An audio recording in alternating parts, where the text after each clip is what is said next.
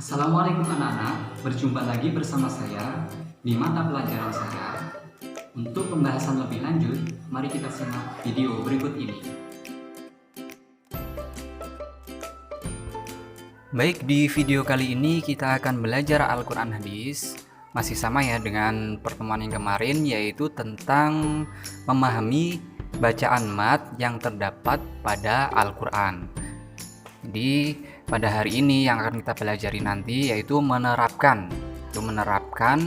dari materi-materi yang kemarin. Terus kemudian nanti kita akan mempraktekkan bacaan-bacaan mat yang terdapat di dalam Al-Quran.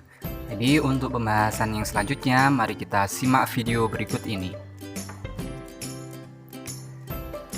Materi yang akan kita bahas pertama kali di sini adalah menerapkan hukum bacaan tajwid pada surat-surat pendek yang ada di dalam Al-Quran. Jadi dalam membaca Al-Quran, kita itu tidak boleh asal membacanya, akan tetapi harus membaca sesuai ketentuan atau hukum ilmu tajwid. Apabila membacanya tidak sesuai ilmu tajwid, ditakutkan lafadz yang kita baca terdengar kurang sempurna. Nah, maksudnya di sini adalah kita ketika membaca Al-Quran itu tidak boleh asal-asalan, dan ketika kita membaca Al-Quran itu juga ada tata caranya. Dan tata cara membaca Al-Quran itu dinamakan dengan ilmu tajwid. Nah, nanti kita akan pelajari di video ini. Nah, mari kita simak bersama-sama ya. Jadi simak video ini sampai akhir supaya apa? Supaya nanti kita dapat memahami dan bisa menerapkannya di dalam membaca Al-Quran. Kemudian sesuai fungsinya, ilmu tajwid bertujuan agar ayat-ayat Al-Quran yang dibaca dapat disampaikan dengan benar dan sempurna kepada orang yang mendengarnya. Jadi ini sangat penting sekali dipelajari untuk adik-adik, bahwasanya ilmu tajwid itu berhubungan dengan arti dari ayat Al-Quran itu sendiri. Jadi apabila kita membacanya panjang ataupun pendeknya suatu bacaan, di situ kalau kita salah saja membaca bacaannya, semisal kita membacanya di situ panjang kemudian kita baca pendek, itu artinya sudah berbeda. Nah, itu makanya kita perlu belajar ilmu tajwid supaya apa yang kita baca itu artinya sesuai dengan yang ada di dalam Al-Quran. Kurang lebihnya seperti itu. Untuk mempraktekkan dari bacaan ilmu tajwid tadi, yaitu yang pertama kita akan mempraktekkan pada surat Al-Quraisy ya. Jadi pada surat Al-Quraisy nanti akan saya bacakan dan akan saya tunjukkan mana saja di situ yang mengandung bacaan mat. Nah, untuk video selanjutnya atau pembahasan selanjutnya, mari kita simak bersama-sama.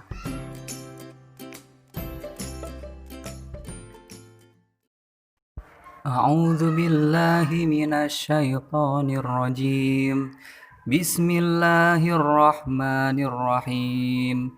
Li'ilafi Quraisy ilafihim rihlatash shita'i was-shayf falyabudu rabb hadzal bait alladzi at'amahum min ju'in wa amanahum min khauf. Jadi pada surat Al-Quraisy yang telah saya bacakan tadi, yaitu terdapat hukum bacaan mat badal, yaitu yang terdapat pada ayat pertama yang bunyinya li'ilafi Quraisy. Nah, di situ terdapat hamzah yang bertemu dengan salah satu huruf mat tabi'i, yaitu huruf ya sukun. Nah, di situ adalah dihukumi sebagai mat badal. Nah, karena di situ terdapat hamzah yang berharokat kasroh dan juga bertemu dengan ya sukun yang di situ terdapat dalam satu kalimat. Nah, kemudian di situ ada juga mat badal lagi di ayat kedua, yaitu pada lafadz ilafihim. Nah, di situ karena terdapat hamzah yang berharokat kasroh kemudian bertemu dengan huruf ya, yaitu ya sebelahnya itu dibaca ya, cuman lambangnya di situ berbeda dengan ayat pertama. Nah, di situ itu dibaca ya sukun ya teman-teman ya, adik-adik ya, dibaca ya sukun. Jadi dihukumi sebagai mad badal yang berharokat kasroh, yaitu antara hamzah berharokat kasroh bertemu dengan salah satu huruf mad tabi'i yaitu ya sukun. Kemudian surat yang kedua yaitu surat Al-Qari'ah yang bunyinya A'udzu billahi minasyaitonir rajim. Bismillahirrahmanirrahim.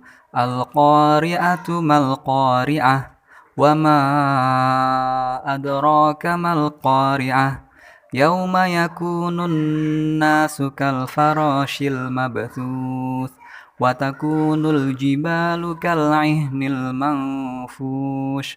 فأما من ثقلت موازينه فهو في عيشة راضية وأما من خفت موازينه فأمه هاوية وما أدراك ما هي نار حامية.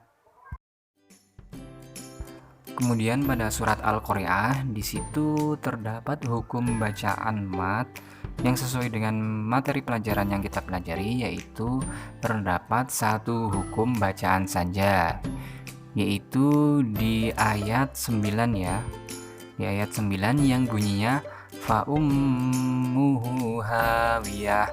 Nah, di situ terdapat hukum bacaan mad silah qasiroh, itu ada hak domir yang berharokat domah kemudian berada di antara huruf hijaiyah yang berharokat hidup. Nah, di situ keterangannya ada hak domir yang berharokat domah, kemudian sebelumnya itu ada huruf mim yang berharokat domah juga, dan sesudahnya terdapat hak yang berharokat fathah. Nah, untuk itu maka lafaz tersebut dihukumi sebagai bacaan mad silah qasiroh, dan cara membacanya yaitu sama dengan panjangnya mad tabi'i, kurang lebihnya seperti itu. Jadi pembahasan kita hari ini cukup sekian, sudah selesai ya. Jadi dari hukum bacaan mad kita sudah selesai sampai prakteknya. Terus kemudian ada tugas buat adik-adik, yaitu baca surat An-Nuh ayat 1 sampai 10 dengan tartil dan kemudian direkam suara. Nah, habis itu adik-adik nanti mencari hukum bacaan mad yang sudah kita pelajari sebelumnya, yaitu ada mad silah, ada mad badal, ada mad tamkin, ada mad farki. Nah, di situ coba dicari, apabila ada langsung dicantumkan, kemudian beserta alasannya. Nah, terus kemudian nanti tugasnya dikumpul sesuai dengan ketentuan-ketentuannya ya, yaitu dikumpulkan di Google Classroom.